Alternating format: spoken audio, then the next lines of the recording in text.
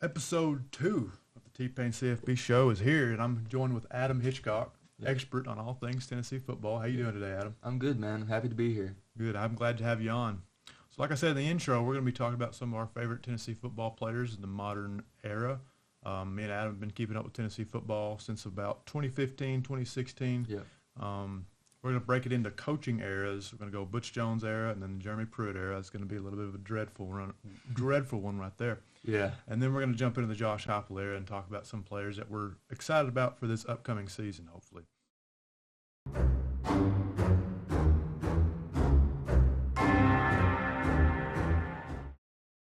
Who comes to mind when you first hear Butch Jones in that era of Tennessee football? Who's the first player that comes to your mind? First guy I think of during the Butch Jones era is Josh Dobbs. I mean, he led the team for a few years in that era.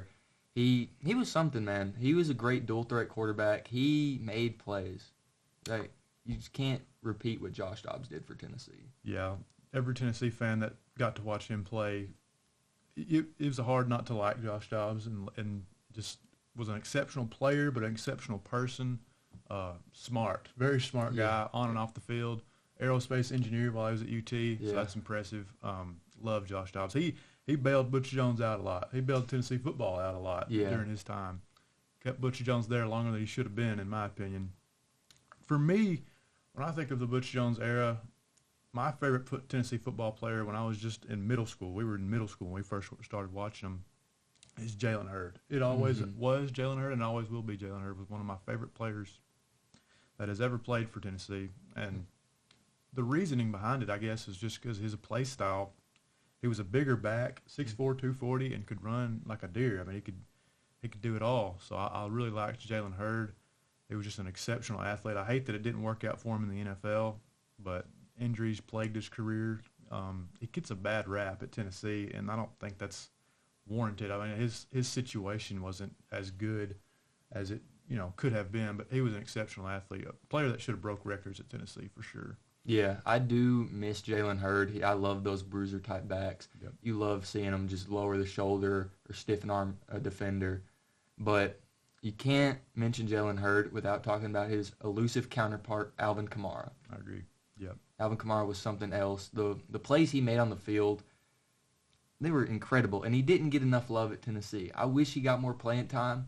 I'm glad that he is so successful in the NFL, but I would have loved to see him play more. Yeah, he was one of those players that you could say that did not get utilized well at Tennessee at all. Butch Jones he screwed that one up. Alvin Kamara obviously was an exceptional talent at Tennessee and still is. We did not utilize him to his full ability at all. He should have got more carries and touches while he was at Tennessee, bar none. That's not even an argument. Those were a good pair, Hurd and Kamara. I remember those guys. That was a good pair at Tennessee. Yeah, 2015. A little bit of 2016 before Hurd transferred, but Alvin Kamara, a very, very special football player at UT that should have been even better than he was, honestly. Any defenders you can think of? The first one that comes to my mind is Derek Barnett. Derek Barnett was probably by a pretty good margin the best player and most dominant player on the line of scrimmage that I've seen Tennessee have since I've been watching him. Derek Barnett was an All-American in 2016. He combined for 32 or 33 sacks, whatever the number was. It broke Reggie White's record, which is something you can't say about any other player. He's got the sack record at Tennessee in 3 years. Derek was a special player. As soon as he stepped on the field his freshman year, there was nobody that could block him. So he would just take over a game. Like I said, he was one of the best players that I've ever gotten a chance to watch at Tennessee. Yeah, he was truly amazing. I mean, you can't speak about Derek Barnett and just not be amazed by what he did for us. I mean, you can talk about Josh Dobbs being that guy on offense. Derek Barnett was that guy on defense. He was a leader. He was a playmaker. I don't think we've seen someone like him at Tennessee in a long time. No, the closest thing to Derek Barnett, since Derek Barnett is a guy that we've got coming back this year, is James Pierce. And physically, he's not the size of Derek Barnett. That's not what I'm talking about. But as far as impact on the field and just ability to nobody can block Pierce just like nobody could block Derek Barnett. So we'll talk about James Pierce a little bit later on, but Derek Barnett definitely needed to get shouted out in this list. Any more Butch Jones guys that you want to talk about? There's a lot of players in the Butch Jones era that were just kind of shuffled around maybe have transferred out or whatnot, and kind of forget about some of those guys. Yeah, a lot of younger guys, too, that really didn't get their chance to shine until the Pruitt era, which I think now is a good time to move into the Pruitt era. Didn't want to do it, but we have to. We got to do it. There's not many players that we could say are favorites in the Pruitt era, because that was just a bad time. Dark time. It was dark time indeed.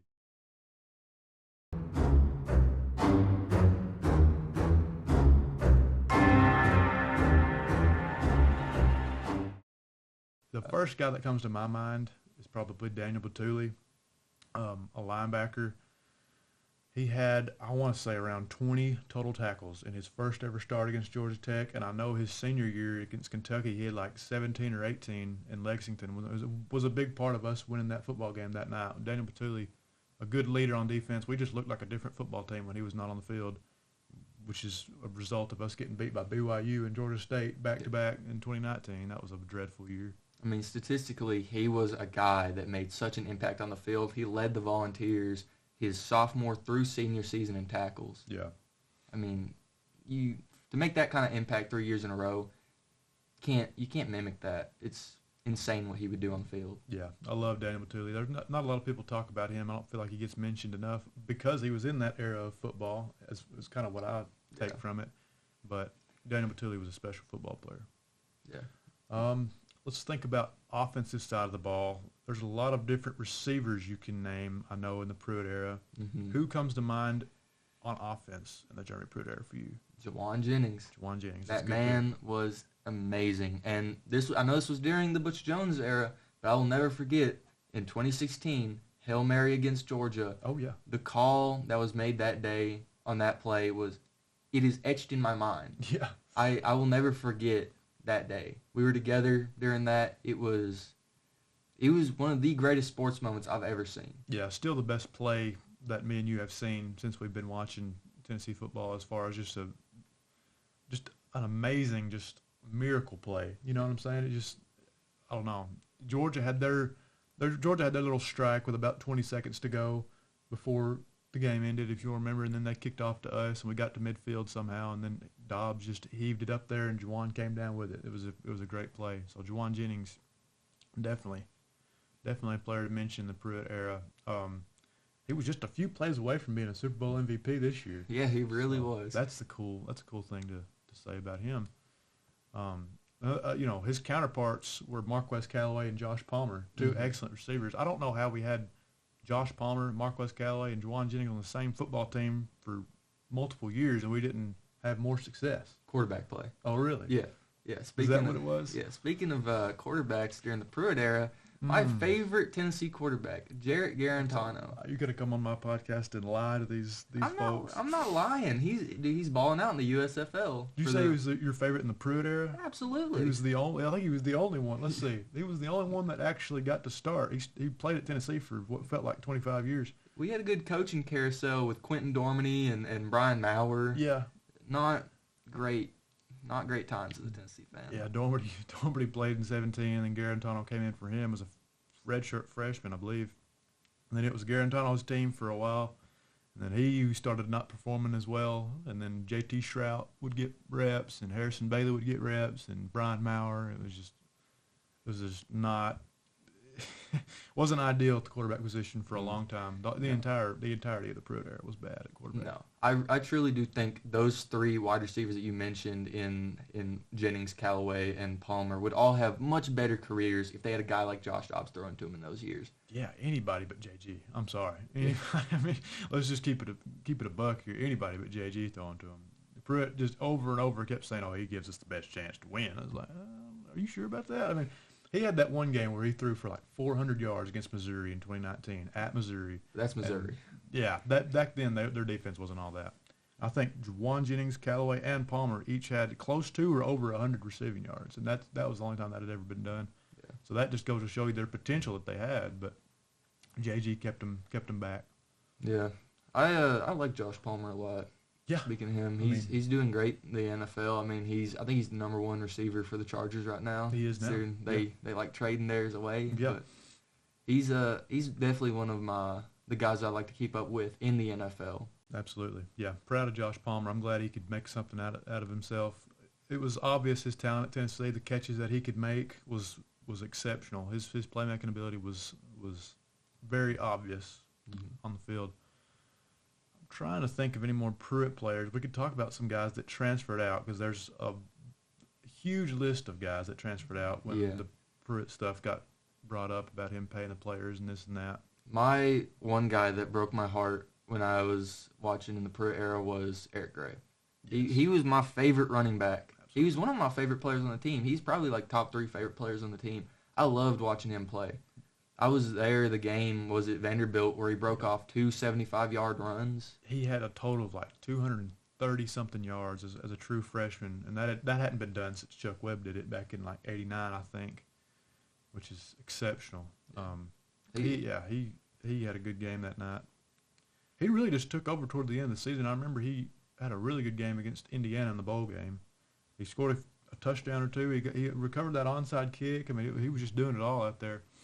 Eric Gray was a really good football player at Tennessee. Transferred, obviously, to Oklahoma and had success over there as well. Yeah. But I think if you'd asked him personally, do you wish you would have came back and played for Tennessee under Josh Heupel in that offense? I think he'd have said absolutely. Yeah. I mean, can you imagine Eric Gray and Heupel's offense right now? Oh, yeah. It'd be nice. If we had Eric Gray during that 2022 run, yeah, exactly, things would have been a lot different, I feel like. We could run the ball decent in 2022, kind of, somewhat, but with somebody like him in the backfield, it would have elevated that even more. I think we've got a similar player to Eric Gray right now, and Dylan Sampson, though, coming into the 2024 season. I like Dylan Sampson, but we're gonna go ahead and move out of the Pruitt era. Thank God. Yeah, I know. It's just it was tough to get through.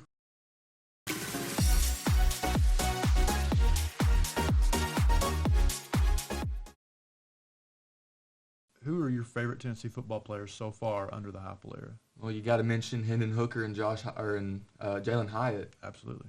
You know, those two guys, they really took over the 2022 season. They almost took over the nation. Yes. They were electric. Hyatt, 5 touchdowns against Bama. Mm-hmm. He won us that game. Yeah, I mean, Hooker was throwing perfect balls, but Hyatt he was so fast. He was so just great as a receiver. No DB could keep up with him, which is something that you don't see a lot. Yeah.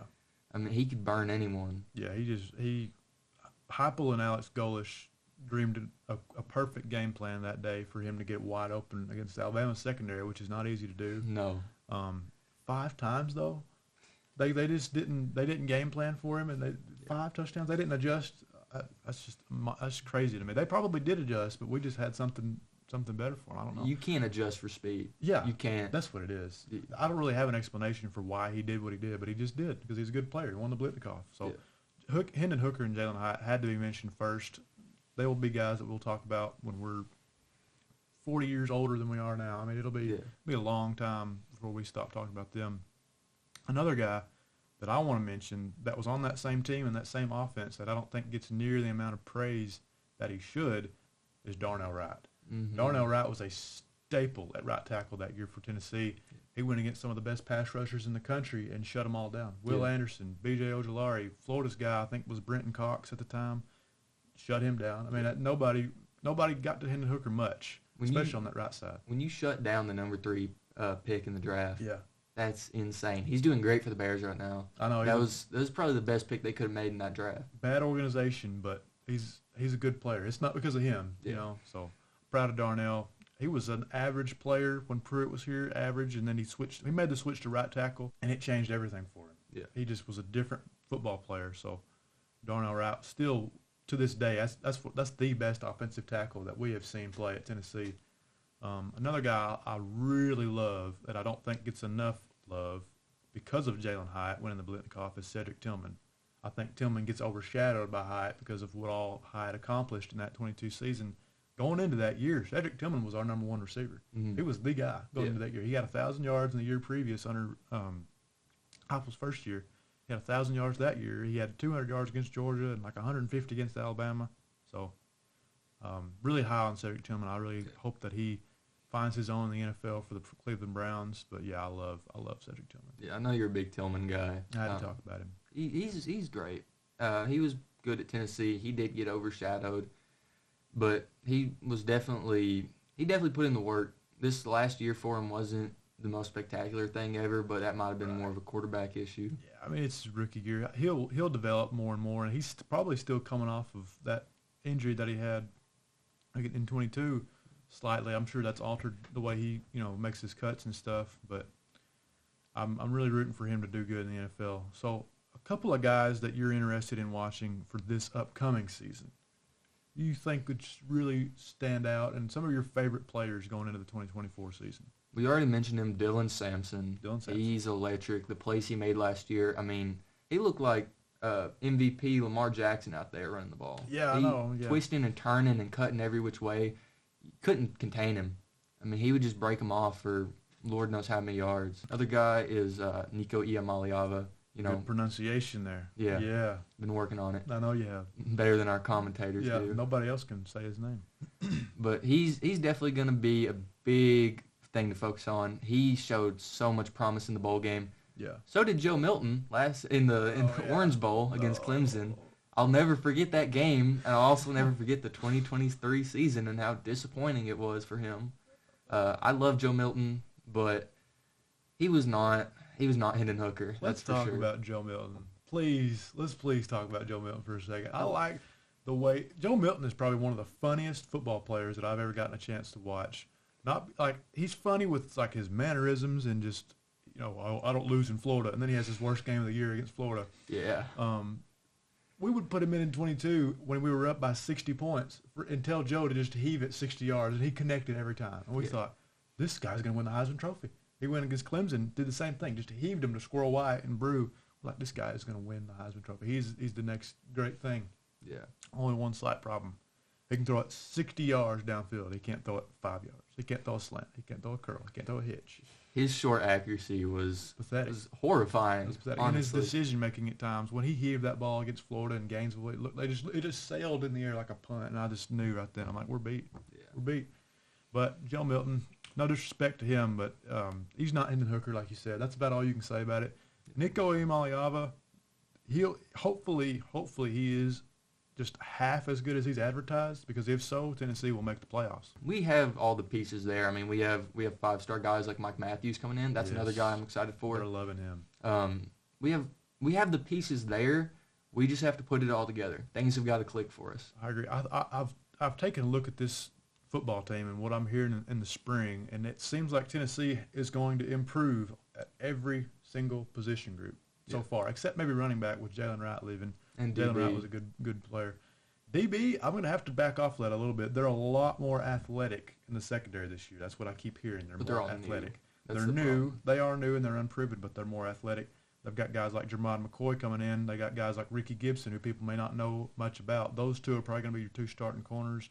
Jalen McMurray from Temple's coming in. They're really liking him and his size. Jacoby Thomas from MTSU at safety. Andre Turrentine, safety. Jordan Thomas playing in the slot. They like Boo Carter, a freshman guy that's coming in. He likes to play the slot corner position. They call it the star. But really high on the secondary is what they are. But a guy that I'm looking forward to seeing in the fall probably would go with Brew McCoy on that one, because I just really like Brew McCoy. I think he's a good kid, a good guy.